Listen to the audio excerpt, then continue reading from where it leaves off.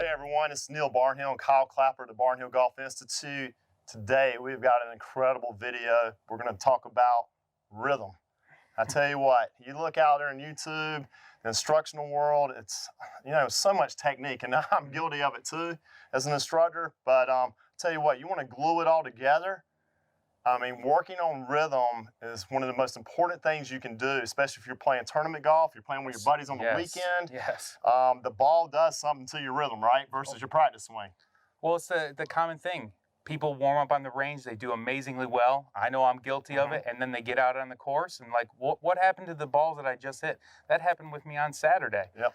Amazing range session, and I come out on the course, and where's that rhythm? Yeah, well, I tell you what, there's a whole continuum of it. Like when I explain it to my junior golfers or adult golfers getting better, first you got to have some technique. It could take 12 to 18 months when somebody starts to get that technique, but then the next continuum in the circle of learning is rhythm. And when you can weld, rhythm and technique together, man, you got an unbelievable golfer. And I remember, Kyle, I was looking at David Ledbetter's 25 greatest swings of all time, and in his foreword, he said, one thing this book will not show all 25 of these greatest swings of all time is their rhythm.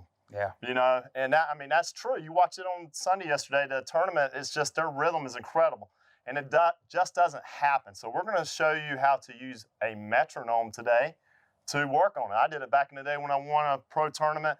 And I tell you what, I had 76 beats per, was I had on the metronome. And when I was out there playing, I was like beep, beep, beep. I had it in my head.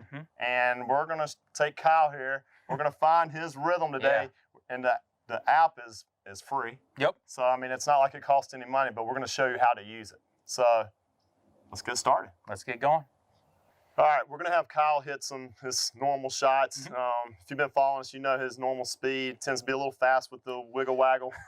Yeah. So he's not going to change anything. Then we're going to get a beat that we kind of worked on a little bit before we started this video, so we had an idea. Yes. We had to play around with it, and you will too, and we'll help explain how we came to that. All right, hit your normal shot here before we get going with the wiggle waggle? With the wiggle. You like there that? There it is, right there. The famous wiggle waggle. Faster now. I'm trying to slow it down for the viewers so they can see it. All right. I'd say sometimes you're even faster than that. If we were out in a tournament, it'd be faster. It's tough. Like I've told you in the intro. During range sessions, I'm a lot smoother because I'm not so concerned about ball and everything. I'm just swinging. Yep. So I'll see if I can.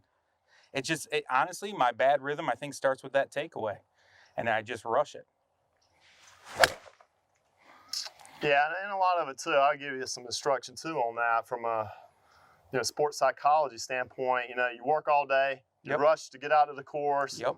You're on the phone constantly. Now you got to play golf. Yep. That doesn't bode well for good rhythm. Or something comes up, an email, and you got to do it, and you're trying to get into the rhythm of the day. Or, bad ride over to the 10 minutes and get behind somebody slow and they're driving you crazy. That's probably not, and you get upset, that's not going to do very well for your rhythm. I think that's a big part of it when people struggle when they're playing slow golf. I know when I played in this past scramble on Saturday, it's very slow. It's a 5.5 hour round. Exactly. So, and everyone says, I couldn't get into a rhythm. So something like what you're going to show me here is going to allow you to kind of cut through that frustration and go into a place where you can find that rhythm. Exactly. Because, the reason I bring that up, tell you to slow down, but if your day is hectic and you've been working nonstop, didn't have lunch, well, it's going to be hard to have rhythm. Let's be honest here. So it's something you got to have in your mindset is this rhythm when you go out there. Slow down your breathing, probably slow down how you walk. You have to go to a different level. It takes work. It takes work to actually, if you're a type A personality like me, I had to work on. I had to control I did belly breathing. I did a lot of slow my steps down the first couple holes just to get into the flow of the day because my type A would be fast. Well, explain the importance of a good pre-shot routine contributing to good rhythm. If I'm waiting for somebody else to hit, I'm very conscious of my breathing, making sure I'm getting enough oxygen. Because when we're nervous, first couple holes, especially a tournament, the anxiety, our breaths get shorter. You have less oxygen in your body, you're going to be quicker. So that is the first thing. Gotcha. You got to breathe correctly. Be aware of breathing. Just really be conscious of that. Slowing your steps down, slowing down how you talk, Gotcha. everything. So that's why I always got to the golf course an hour and a half beforehand just to slow myself down. Yep. You know, to get myself in the mode of what I'm trying to do. Now, what we're going to talk about here, once we've worked on that, now the thing that's going to be a game changer for you, Kyle, is this rhythm. Okay. So we got the app. You want to tell them how we got this app? It was really tough, It was right? a really technical, thing. I put in Metrodome into the App Store, and I selected, well, the second app, which had like 7,000 4 to 5 star reviews. Downloaded it, 100% free. Done. And here we are. Yeah, here we are. About 15 minutes later, right? We played around with it. Yeah, we played around with it, and basically you type in your beats per minute that you want, and you hit play and you hit stop. That's very technical. Very technical. I needed a tech guy for it now. I think I could have figured this one out. So we played around with it. We came up with 84 beats, and he's going to get the rhythm in his head. We're going to play it, and you're going to hear it. Well, let's go ahead and start here. I'm going to hit it. And I can already tell you, I know we practiced this before, but that feels so slow. So my goal is start on the downbeat, tick, tock, and then tick, tock. All right, so just go into it. Let's see if you can get into a flow with it. Tick, tock.